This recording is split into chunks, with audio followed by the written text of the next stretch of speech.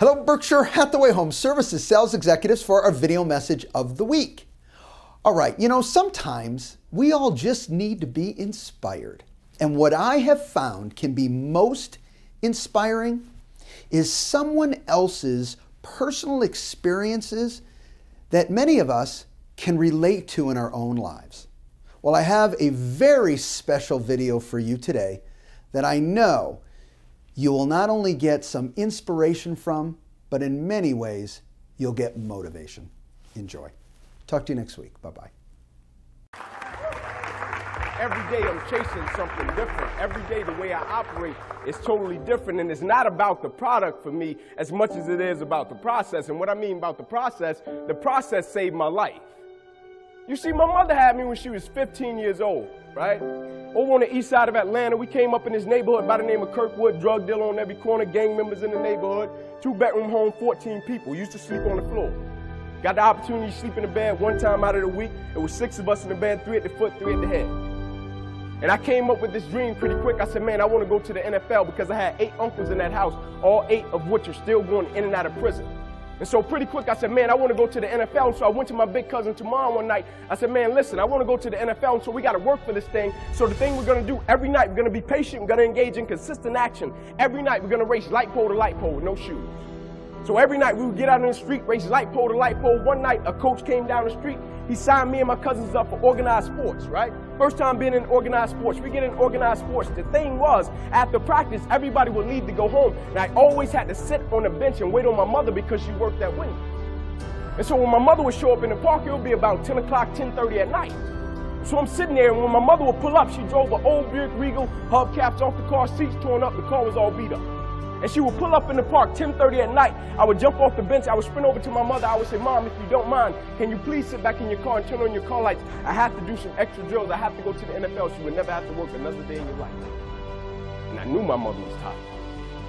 And every night, my mother would sit back in that car, and those car lights would hit that field. And he had a 7-year-old kid doing backpedaling drills, running sprints, running laps, chasing his dream to go to the NFL. But just beyond those car lights, I could always connect with my mother's eyes. So it made me dig a little bit deeper. It made me push myself a little bit further. It made me work a little bit harder. It created a certain level of sweat equity in what I was doing. It created a certain level of pride in what I was doing. You know why people quit?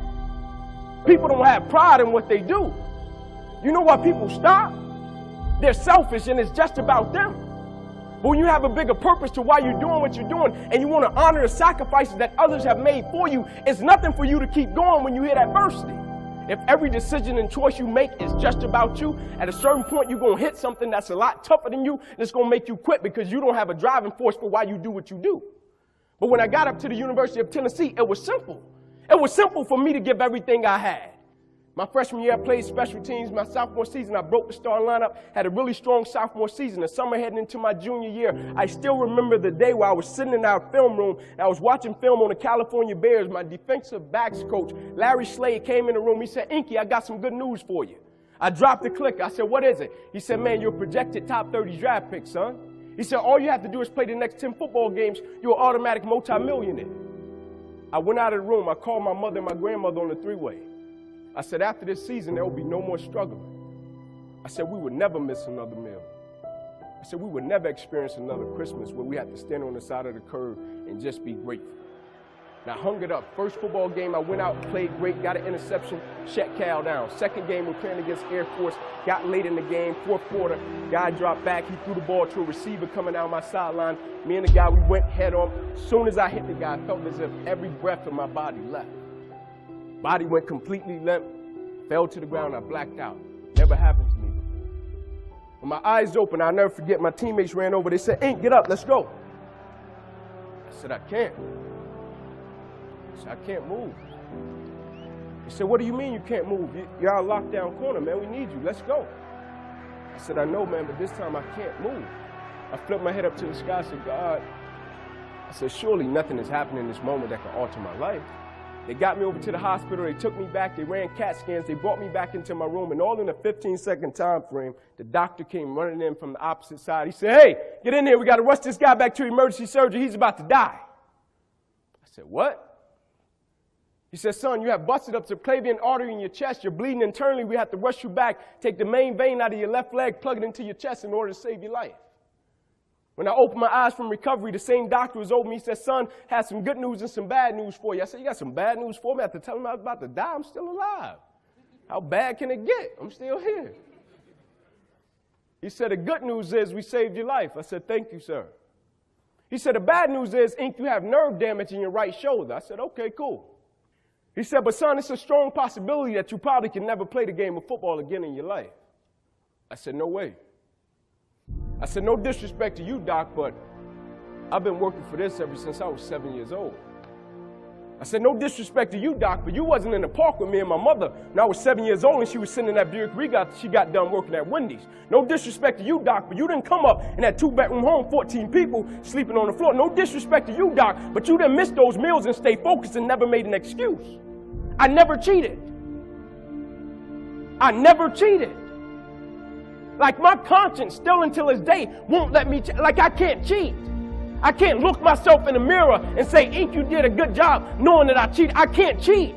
One of the greatest pieces of advice that my mother gave me was this: son, whenever you start, you make sure you finish it. And the problem with the world today, people get involved with things, and if they don't like a certain person, if they don't like the process, if it's not what they thought it was, they quit. And what they don't understand about quitting becomes a habit that doesn't just affect you. Later on in life, when you get a wife and you get some kids or you get a family, it's going to come back to haunt you, and it will one day affect them.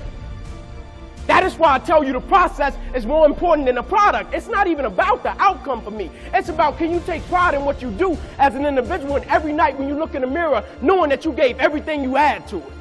And we have to get to the point where we're willing to impose our will on certain things. Impose your will on it. My life totally changed.